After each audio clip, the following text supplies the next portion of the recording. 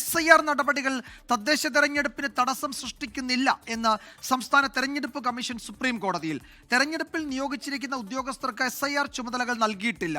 തദ്ദേശ തെരഞ്ഞെടുപ്പ് സുഗമമായി നടക്കാൻ എല്ലാ നടപടികളും സ്വീകരിച്ചിട്ടുണ്ടെന്നും സംസ്ഥാന തെരഞ്ഞെടുപ്പ് കമ്മീഷൻ സുപ്രീം കോടതിയിൽ മറുപടി നൽകി. ആർ അച്യുതൻ വിവരങ്ങൾ നൽകും. ഡൽഹിയിൽ നിന്ന് അച്യുതൻ, സംസ്ഥാന സർക്കാർ ഈ തദ്ദേശ തെരഞ്ഞെടുപ്പ് ചൂണ്ടിക്കാട്ടിയാണ് SIR മാറ്റിവെക്കണം എന്ന ആവശ്യം മുന്നോട്ട് വെച്ചത്. സംസ്ഥാനത്ത് ഒട്ടുമിക്ക രാഷ്ട്രീയ പാർട്ടികളും സമാനമായ ആവശ്യവും ഇതിനോടകം സുപ്രീം കോടതിയിൽ നൽകിയിട്ടുമുണ്ട്. അതിനിടെയാണ് സംസ്ഥാന തെരഞ്ഞെടുപ്പ് കമ്മീഷൻ ഇത്തരം ഒരു വിശദീകരണം നൽകുന്നത്. അത് ഈ പറയുന്ന വാദങ്ങളെ ദുർബലമാക്കുന്നതാണോ?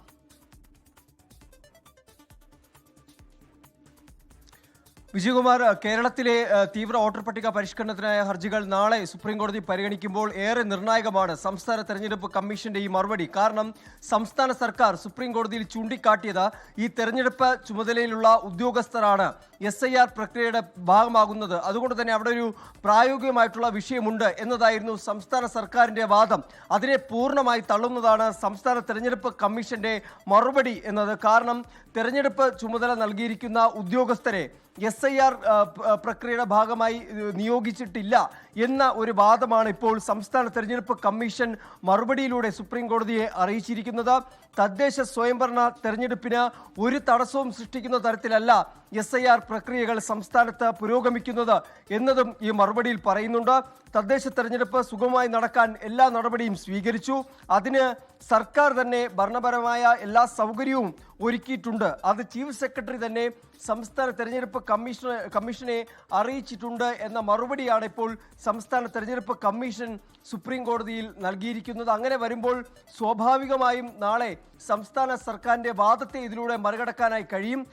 മാത്രമല്ല, കഴിഞ്ഞ ദിവസം ഈ SIR നടപടികളുടെ കാലാവധി നീട്ടിയിരുന്നു. അതും ഒരു തരത്തിൽ ഈ ഹർജികളുടെ അടിയന്തര ആവശ്യത്തെ മറികടക്കാൻ മുഖ്യ തെരഞ്ഞെടുപ്പ് കമ്മീഷന് കഴിയും. എന്തായാലും ഈ സംസ്ഥാനത്തിന്റെ മറുപടി അത് സർക്കാരിനെ സംബന്ധിച്ച്, സർക്കാരിന്റെ വാദങ്ങളെ സംബന്ധിച്ച് അത് ദുർബലമാകുന്ന തരത്തിലാണ് ഇപ്പോൾ സംസ്ഥാന തെരഞ്ഞെടുപ്പ് കമ്മീഷനും മറുപടി നൽകിയിരിക്കുന്നത്.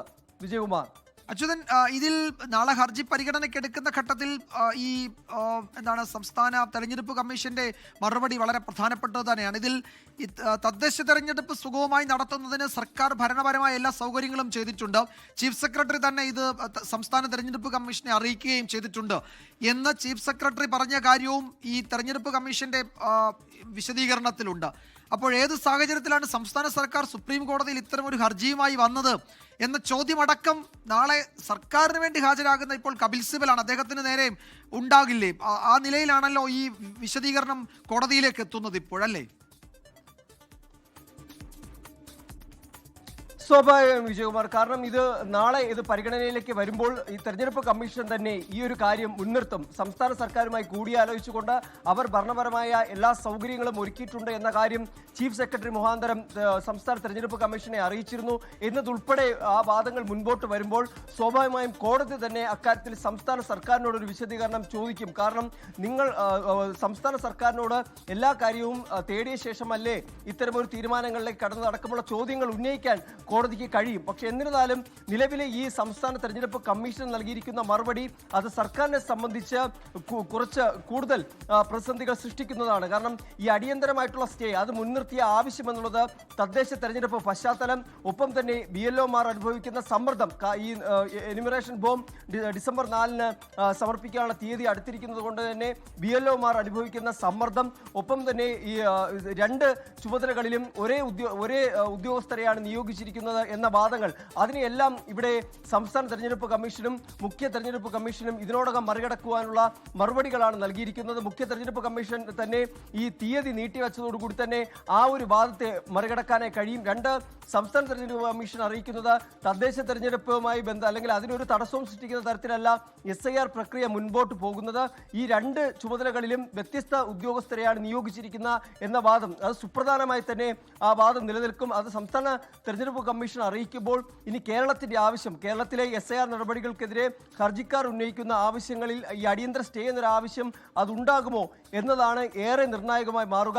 എന്തായാലും നാളെ സംസ്ഥാന സർക്കാരും മറ്റു പാർട്ടികളും ഇതുമായി ബന്ധപ്പെട്ട് നൽകിയിരിക്കുന്ന കോൺഗ്രസ്, മുസ്ലിം ലീഗ്, CPIM, CPI തുടങ്ങിയ കക്ഷികളും ഈ അടിയന്തര സ്റ്റേ എന്നൊരു ആവശ്യം മുൻനിർത്തുക തന്നെ ചെയ്യും. പക്ഷേ അവിടെ എങ്ങനെയായിരിക്കും ആ വാദങ്ങൾ, അല്ലെങ്കിൽ അത് പുരോഗമിക്കുക, അല്ലെങ്കിൽ അതിനെ എങ്ങനെ ഈ സംസ്ഥാന തെരഞ്ഞെടുപ്പ് കമ്മീഷന്റെയും കേന്ദ്ര തെരഞ്ഞെടുപ്പ് കമ്മീഷന്റെയും ഈ മറുപടികളെ ഖണ്ഡിച്ചുകൊണ്ട് വാദങ്ങൾ അവതരിപ്പിക്കാൻ കഴിയുക എന്നതാണ് ഇതിലേറെ നിർണായകമാവുക. വിജയകുമാർ. അച്യുതൻ, ഇതിൽ മറ്റൊരു കൗതുകമുള്ള കാര്യം, ഇത് സുപ്രീം കോടതി തന്നെ പറഞ്ഞത് കേരളത്തിന്റെ ഒരു പ്രത്യേക കേസാണ്, കേരളത്തിന്റെ ഒരു സ്പെഷ്യൽ കേസാണ്. ആ നിലയ്ക്ക് കേരളത്തിന്റെ ഹർജികൾ ആദ്യം പരിഗണിക്കുന്നു, കേരളത്തിന്റെ ഹർജികൾ മാത്രം പരിഗണിക്കുന്നു. അതിൻ്റെ കൂടെ സംസ്ഥാനത്ത് നിന്നുള്ള രാഷ്ട്രീയ പാർട്ടികളുടെ ഹർജി കൂടി ചേർക്കുന്നു. അങ്ങനെ കേരളത്തിൻ്റെ ഈ തദ്ദേശ തെരഞ്ഞെടുപ്പ് കണക്കിലെടുത്തുള്ള ഒരു പ്രത്യേക കേസായി പരിഗണിക്കുകയാണ്. സംസ്ഥാന സർക്കാരും അതാണ് ആവശ്യപ്പെട്ടത്. സത്യത്തിൽ ഇനി അതിൻ്റെ ആവശ്യം തന്നെ ഇല്ലല്ലോ, കാരണം തദ്ദേശ തെരഞ്ഞെടുപ്പിനെ ബാധിക്കുന്നില്ല എന്ന് സംസ്ഥാന തെരഞ്ഞെടുപ്പ് കമ്മീഷൻ തന്നെ രേഖാമൂലം സുപ്രീം കോടതി അറിയിക്കുകയാണ്. അപ്പോൾ ഇനിയിപ്പോഴും മറ്റു ഹർജികളുടെ കൂടെ പരിഗണിക്കാൻ വേണമെങ്കിൽ പ്രത്യേക പരിഗണന കേരളത്തിന് വേണം എന്ന, അല്ലെങ്കിൽ നൽകണം എന്ന സുപ്രീം കോടതിയുടെ നിലപാട് വേണമെങ്കിൽ സുപ്രീം കോടതിക്ക് തന്നെ മാറ്റാം. അടിയന്തരമായി എന്തെങ്കിലും ഒരു സ്റ്റേ വേണ്ട സാഹചര്യം സംസ്ഥാനത്തില്ല എന്ന് ആരാണ് പറയുന്നത്? സംസ്ഥാന തെരഞ്ഞെടുപ്പ് കമ്മീഷൻ തന്നെയാണ് പറയുന്നത്. അപ്പോൾ അങ്ങനെ ഒരു ഇന്ററിം സ്റ്റേക്ക് വേണ്ടി നാളെ ഒരു വാദം നടത്തേണ്ട ആവശ്യം തന്നെ ഇല്ല. മറ്റെല്ലാ ഹർജികളുടെയും കൂടെ സാധാരണഗതിയിൽ പരിഗണിച്ചാൽ മതി എന്ന നിലയിലേക്ക് അതിന് ഗൗരവം ഇല്ലാതാക്കുന്നത് സംസ്ഥാന തെരഞ്ഞെടുപ്പ് കമ്മീഷനാണ്. അപ്പോൾ കോടതി എങ്ങനെ പ്രതികരിക്കുമെന്ന് നമുക്കറിയില്ല. നാളെയാണ് അതിൽ വാദം നടക്കേണ്ടത്. പക്ഷേ എന്താണോ സംസ്ഥാന സർക്കാരും ഇവിടുത്തെ രാഷ്ട്രീയ പാർട്ടികളും ചൂണ്ടിക്കാട്ടിയ ഈ അടിയന്തര പ്രാധാന്യം എന്നത് അതില്ല എന്ന് പറയാതെ പറയുകയാണ് സംസ്ഥാന തെരഞ്ഞെടുപ്പ് കമ്മീഷൻ, അല്ലേ? തീർച്ചയായിട്ടും വിജയകുമാർ, ആ സമയം നീട്ടി നൽകിയതോടെ തന്നെ ഈ അടിയന്തര ആവശ്യം എന്ന് നിലനിൽക്കുമോ എന്ന ചോദ്യമാണ് ഉയർന്നത്. കാരണം മറ്റു ഹർജിക്കാർ, അല്ലെങ്കിൽ മറ്റു സംസ്ഥാനങ്ങൾ കോടതിയെ സമീപിച്ചതുപോലെയല്ല, കേരളം സുപ്രീം കോടതിയെ സമീപിച്ചപ്പോൾ അവിടെ തദ്ദേശ തെരഞ്ഞെടുപ്പ് എന്നൊരു പശ്ചാത്തലം നിലനിന്നിരുന്നു. അത് തന്നെയാണ് കക്ഷികൾ പ്രധാനമായും ചൂണ്ടിക്കാട്ടിയത്. ഇവിടെ ഒരേ ഉദ്യോഗസ്ഥർ രണ്ട് ചുമതല വഹിക്കുമ്പോൾ അവർ കടുത്ത സമ്മർദ്ദം അനുഭവിക്കുന്നു. അതുകൊണ്ട് തന്നെ അടിയന്തര സ്റ്റേ വേണം എന്ന ആവശ്യത്തിൽ ഉറച്ചു നിൽക്കാനാണ് ഹർജിക്കാർ തീരുമാനിച്ചത്. പക്ഷേ ഈ സമയം നീട്ടി നൽകിക്കൊണ്ട് മുഖ്യ തെരഞ്ഞെടുപ്പ് കമ്മീഷൻ ഒരു തീരുമാനമെടുക്കുന്നു.